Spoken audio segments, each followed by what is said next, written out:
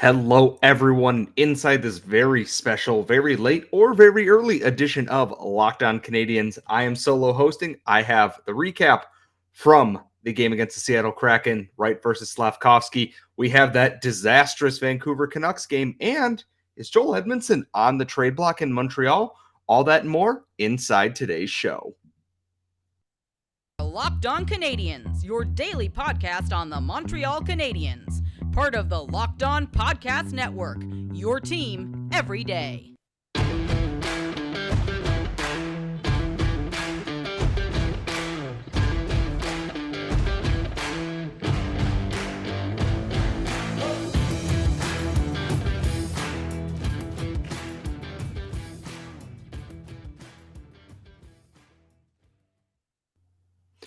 Hello, everyone, and welcome to episode 741 of Locked On Canadiens. As always, we are your daily Montreal Canadiens podcast. I am your solo host tonight. I am Scott Matland. As always, thank you for listening to us wherever you get your podcast, or if you're watching my very tired-looking face because it is 12:45 in the morning here on the East Coast on YouTube. Thank you so much for subscribing. Make sure you ring the bell so you get notified every time we post a brand new video. And I kind of debated what I wanted to do with this show today. If I wanted to talk about the Vancouver game first because it was all kinds of stupid, or if I wanted to talk about Wright versus Slafkovsky. And I think based on the way these games turned out, we're going to talk about that Vancouver game first because there was a lot to unpack in that game. Good and bad. The ending, not what we wanted as Canadiens fans. Obviously, losing 7-6 in overtime after blowing a 4-0 lead to a very bad Vancouver Canucks team, going behind 5-4, taking the lead back 6-5, immediately giving up a last-minute power play goal, and then losing 13 seconds in overtime because your top-pairing defenseman blew a wheel right off the opening faceoff is not what you want if you were the Montreal Canadiens. It was not the best night for Samuel Montembeault. He was very good to start the game. He kept the Canucks at bay long enough for the Canadiens offense to admittedly come alive. You don't score 6 goals by accident. And, well, for the most part, you don't score 6 goals by accident. But it was a very strong night for the Canadiens offense. Everything else goes out the window in that. It was kind of like watching the Laval Rocket. Anyone who's been watching the Rocket this year or following my recaps of Habs Eyes on the Prize knows goals in bunches, defense in no defense, none whatsoever. And there was a turning point in this game against Vancouver that it was very, very apparent where things were not going to go the way the Montreal Canadiens wanted. And it was what happened was they were up 4-0. They were cruising along. They were very clearly outclassing the Vancouver Canucks at that point after a slow start. Jake Evans drew a penalty with Oliver Ekman-Larsson going to the box for tripping after he deked him out. The power play was very passive, very meek. And had they scored a 5th goal on that, I think this game's done, toasted, over with. At that point, that would have been the end of the night for that game. Vancouver would have then just gone into, defense mode, chips pucks out. Let's just get the hell out of here. And it's over and it's done with. And Montreal moves on to Seattle on Tuesday night, which we will get to in a moment. But they didn't. And then Vancouver got one. Okay. And then they got a second one. And at that point, the Canadiens were a car skidding down an icy street. And they could have course corrected one way or the other, and they didn't. And then it was 4-3. And then it was 4-4. And then it was 5-4. I believe that's when Martin St. Louis took his timeout after the 5th goal and goes, we're better than this. And then you could see that they kind of stabilized the ship a little bit there. They got 2 goals in pretty rapid succession there. And there were goals from everyone across this here. You had a goal from Michael Pezzetta. You had goals from Caufield and Suzuki. You had guys scoring goals that you want to score goals. That's fantastic. The issue with this entire game came down to the defense did not do what it needed to do across the board. Pucks were not cleared the way they needed to, or they were needed to. The front of the net was not maintained the way it did. I look at some of these goals here, and we're going to talk about Joel Edmundson later, and we talked about him after that game against Edmonton. He's not in spots that he needs to be. David Savard is out injured right now. And it said week to week or weeks on the TSN broadcast tonight. The Habs are still rolling with a very young defense.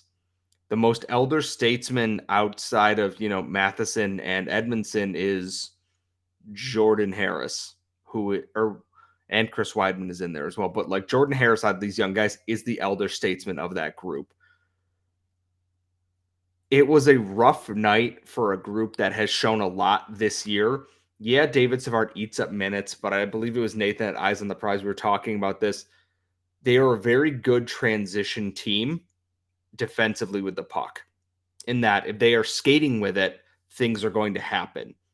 If you are asking them to anchor in the defensive zone and just absorb blow after blow, kind of like Shea Weber and Ben Sherratt and healthy Joel Edmundson, you're not going to get those same results. And that becomes an issue if you are the Montreal Canadiens. You will have to defend leads. That is a part of the NHL. You are going to have to defend leads.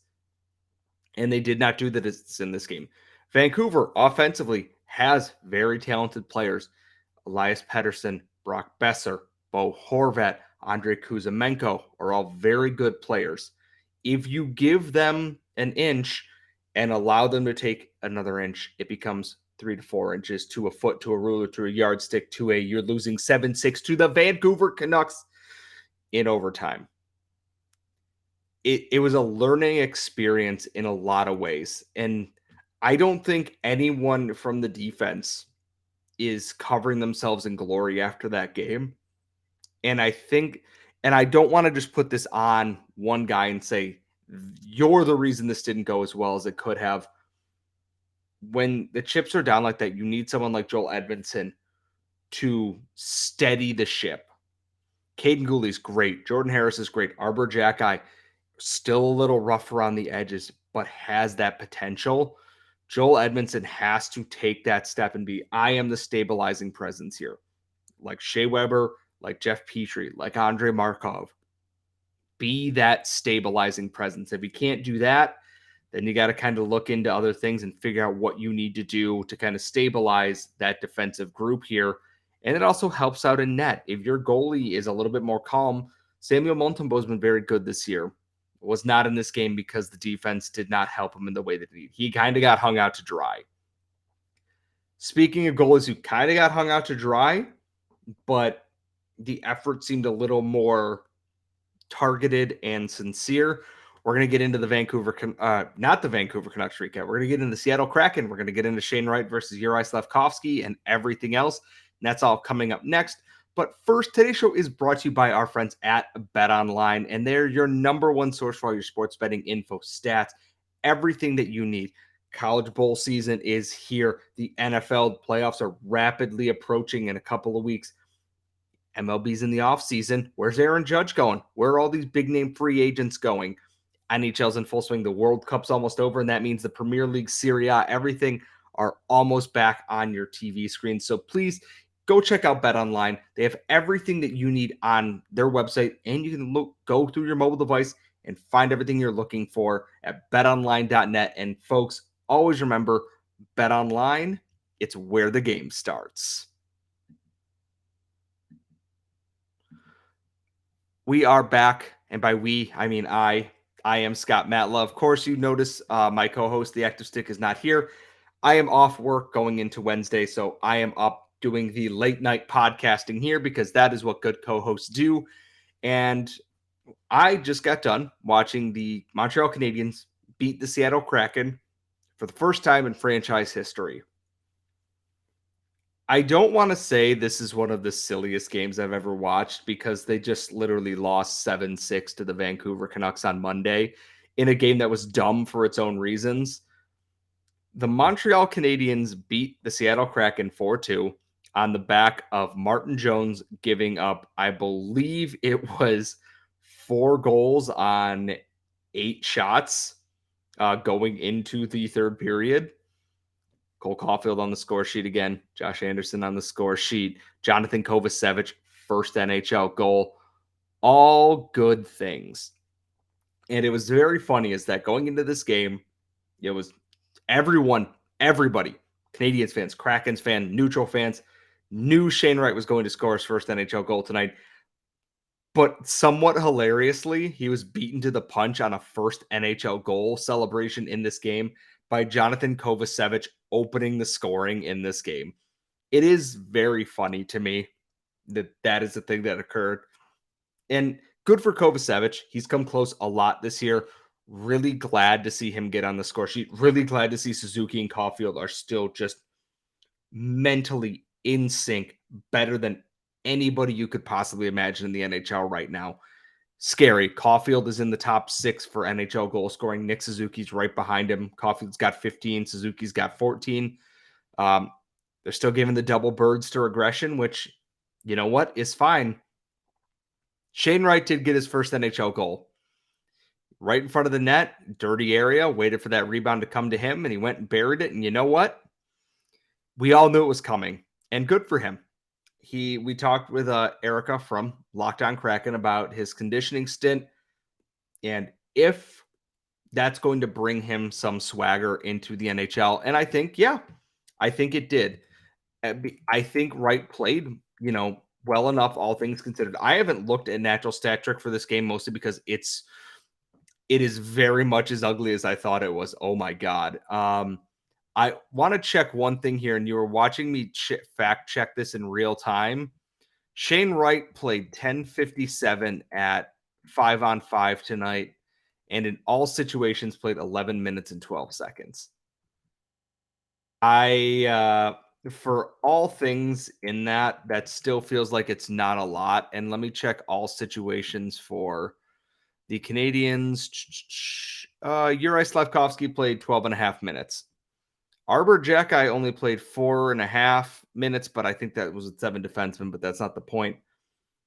For Slafkovsky versus Wright, it really wasn't a head-to-head thing. They didn't play against each other a lot. I believe Slafkovsky got a secondary assist on Josh Anderson's goal. Obviously, Shane Wright scored his first goal of the season. And a lot of people then talked about, if Wright's going to go to World Juniors and he's going to dominate, and Slafkovsky's just kind of here. And my thought with everything is Shane Wright going to World Juniors is great for him. If Juraj Slafkovsky went to World Juniors, great. I'm not going to compare someone going to an under 20 tournament versus someone who is playing in the NHL in a top 6 role for the Canadiens. Middle 6, we'll say. Especially with the injuries, it's flexible. We're way too early on to start saying one lost, bad pick, draft pick bust, this, that. I still don't understand fully what the Kraken's plan with Shane Wright is. I think this is only the second time the series cracked 10 minutes of ice time. He was healthy scratched for a reason long enough so they could send him to the AHL on a conditioning loan. They don't really know, I think, what the plan is with him yet, and it's not my job to find out.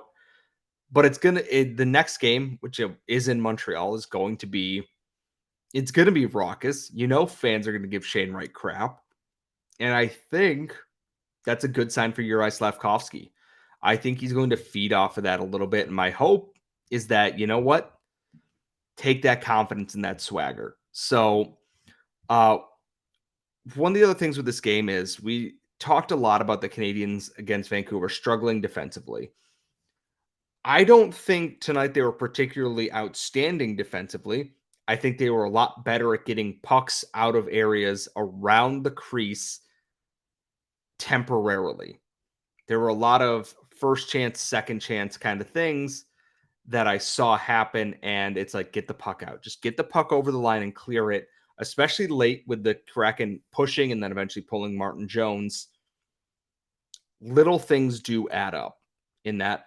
Jake Allen had a really strong rebound game here. He was great against Calgary. So against Edmonton. I don't want to put all the blame on him based on all those penalties he faced, or all those penalty kills that were in front of him, all those 5-on-3s and Connor McDavid and everything, I thought he was very good against Seattle. Composed, even when he had to scramble and everything, I thought Jake Allen was in the spots that he needed to be, and it was a really good bounce back for him.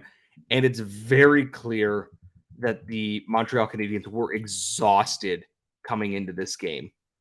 Like, very clearly, very, very tired. And luckily, they now go back to Montreal. They do not play until Saturday the 10th against LA, and then they welcome, following that, the Flames, and they play the Senators, the Ducks, the Lightning, and the Coyotes, all coming up here. There's winnable games in there. The Ducks game is winnable. The Senators game is winnable. The Flames game is winnable. The Kings, all these games are winnable games. They got to take the best parts of the game against the Kraken and the best parts of the game against Vancouver. Channel that offensive potency, because they did do the offensive outburst again tonight. It just wasn't as sustained across an entire period. They got 2 goals in 7 seconds, plus Kovacevic's opening goal, and we're like, we're just gonna ride this one out. And you know what? That's fine. You're on a back-to-back. It's about mitigating the amount of energy you have to expend. You're down Sean Monahan, who has a lower body injury day-to-day, David Savard, who is out. You have a lot of young guys. You're still missing Mike Hoffman. Jonathan Drouin's out. Brendan Gallagher is out. You're missing pieces already in this. You've got to make the most of it. And I think they did that against Seattle. It was not pretty. I don't want to sugarcoat that and say this is a recipe for success. Martin Jones, despite going in this game with a 12-4 record, had an .893 save percentage. .893 is what Jake Allen has. Jake Allen has a losing record on the season right now. Took a little bit of luck. Took a little bit of Cole Caufield and Nick Suzuki being actual wizards with the puck. I'm very curious to see how the game against LA goes. LA's, they're that team that falls in that weird category of they're not tanking, but I don't know if they are a bona fide guaranteed playoff team. Even in the Pacific Division, they beat up on the Ottawa Senators real bad tonight. Senators are obviously dealing with some injuries on their own too. It's going to be a very interesting thing because the Kings, I think, are a few steps ahead in what their rebuild is. And I believe this will be Marc Bergevin's first return to Montreal since being fired last year. So that's going to dominate the narratives in that game. That's next Saturday, 7 p.m. I'll have the recap with that next week. But we talked a little bit about Joel Edmundson earlier, and after the game against the Edmonton Oilers on Saturday, there's a little bit of buzz that maybe the Oilers might be interested in the Canadiens defenseman. We're going to talk about that and everything, and that's all coming up next. All right, we are back again. By we, I mean I, Scott Matla here at Locked On Canadiens, and I love trade speculation. I don't love predicting values in trades, but following the back and forth between the Edmonton Oilers and the Montreal Canadiens, and what was an exciting Saturday night game, Ryan Rishaug mentioned and on his podcast that the Oilers might have some interest in acquiring Joel Edmundson, potentially giving up a similar return to what the Canadiens got for Ben Sherratt last year. And my first thought is getting another first-round pick is great. The Oilers are a playoff team in the Pacific Division. If they don't make the playoffs, that's an entire other rant for everything else. But it would add another first-round pick to the war chest for Kent Hughes and Jeff Gorton and everybody else involved there. And my thing with Joel Edmundson is I understand the role the Canadiens want him to play, and I understand why he is here and what his style of play is. It's not aggressive. It's aggressively defensive. He will jump up in the play. He did against Seattle on Rem Pitlick's first goal of the season. He was up in the rush there, helping to set up Pitlick's goal with a really nice tic-tac-toe passing play. It's defensively the guy we saw with Jeff Petrie during that cup run and beforehand, where they 8 minutes and Underlying numbers weren't always great, but good things happened. I'm not seeing that guy. I'm seeing someone who's taking bad penalties or badly timed penalties. Game against Edmonton. He did it against Seattle tonight. Luckily, they were able to kill off that penalty. And I'm just not seeing a guy whose defensive coverage is where it needs to be at for someone who is supposed to be currently one of the two known defensive specialists on this team with David Savard. Shot blockers, gritty guys, clearing the front of the net. I'm not seeing that. I'm seeing a guy who is kind of drifting in space and is behind the play, taking tripping penalties, taking cross-checking penalties. And if the Oilers are that interested in him and they want to give up a first-round pick, honestly, I don't see why you don't take it. If that is actually what they want to meet that asking price of a first-round pick and a mid-tier prospect, I do that in a heartbeat because it fits what the Canadiens want to do with this rebuild here. Clears a little bit of cap, allows them to get a little bit more flexible. And I don't love the idea of it, though, just because it's then a young defense is left even kind of more exposed in terms of veterans not there to absorb some of the blow from being bad this year. You'd be down to David Savard and Chris Weidman, unless you're going to be calling up of Madison Bowie and Otto Leskinen. Obviously, Justin Barron, but he's still a prospect too. I want to see if Joel Edmundson can get better. And if he can put together some steadying performances, then I think you look at, pulling the trigger on that. Another team out there that I think is going to be another interesting trading partner for the Canadiens this year is going to be Colorado. Nathan McKinnon's out injured for a couple of weeks. They're beat to hell and back. They've used 22 different forwards this year. Charles Hudon, which I think everyone on this podcast knows I love Charles Hudon, was one of my favorite Canadiens prospects, is playing in their top six with Mikko Rantanen and Alex Newhook right now. That should give you a pretty good idea of where the Colorado Avalanche are at or in terms of injuries. And I'm wondering, is Sean Monahan of someone of interest to them? A lot like Arturi Lehkonen last year, a real big Swiss Army knife guy, can be a power play guy, can be a penalty killer, can eat up those middle six defensive minutes. Lehkonen obviously doesn't play center, but Monahan wins key faceoffs and everything else. I can't help but think he's got to be of some interest to the Colorado Avalanche this year, especially with all those injuries. Pierre LeBrun mentioned, though, it's not exactly easy to just add when you're going to have Landeskog coming back, when you're going to have Nathan McKinnon coming back, and all these other pieces coming back. You got to have the cap space for everybody, and you don't just want to waive guys and have them get claimed. I think the Canadiens right now are kind of at a crossroads. Sean Monahan is very clearly like their top trade asset with his play this year. I don't think it's particularly close. Mike Hoffman had some strong games, but he's been out injured now, and we don't know where that next step is. Jonathan Drouin out injured. We don't know where that value is here. And that's why the Joel Edmundson proposal is so intriguing, because he's not someone I thought that would be mentioned in trades this year, because the Canadiens talked about how important they believe he is to this team. But if they're calling and saying, we'll offer you Xavier Bourgault in a second, do you take it? Probably, yeah. We're going to offer you a first and some other prospect that, it won't be Dylan Holloway or anything like that. But it's even said Evan Bouchard got benched for not play. He didn't play well in the next game after the Oilers beat the Habs. They lost a really ugly game there, and Evan Bouchard got benched. They're looking to get another veteran on that blue line, and Joel Edmundson kind of fits what Ken Holland likes, and that's, those character gritty guys back there. And if you're Kent Hughes, take advantage of that.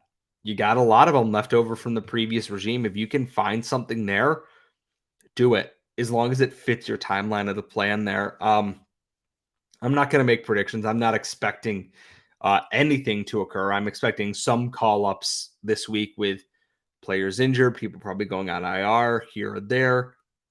going to be a busy couple of days off for the Canadiens because even the Rocket don't play right now. The Rocket don't play until Friday night.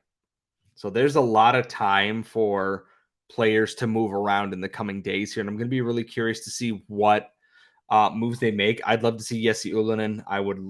I admittedly want to see Anthony Richard get a look at the NHL level. He's leading the AHL in goals. He's playing his butt off for the Rocket. Every single night, he is the most dominant forward on that team. He's at least earned a cup of coffee in the NHL this season. And I hope the Canadiens give it to him, to be quite honest. Whether they will or not up to me. I am not the general manager. I am not the head coach of the Montreal Canadiens. If I was, sorry on all aspects of everything else. But in the meantime, yeah, what do you think about Joel Edmundson potentially being a trade piece with the Edmonton Oilers? Let us know in the comments. Tweet us at @LO_Canadiens. You can tweet me at Scott Matla, as you see in front of us. Make sure you're following us wherever you get your daily podcast. And if you're subscribed on YouTube, please make sure you click and ring the bell just so you get notified every time we post a brand new video for y'all. We're going to be back Wednesday night going into Thursday, and then Thursday into Friday with our mailbag. Laura and I will have everything that you could possibly be looking for and more. And folks, as always, thank you for listening. Go Habs, go, and we will see you all next time.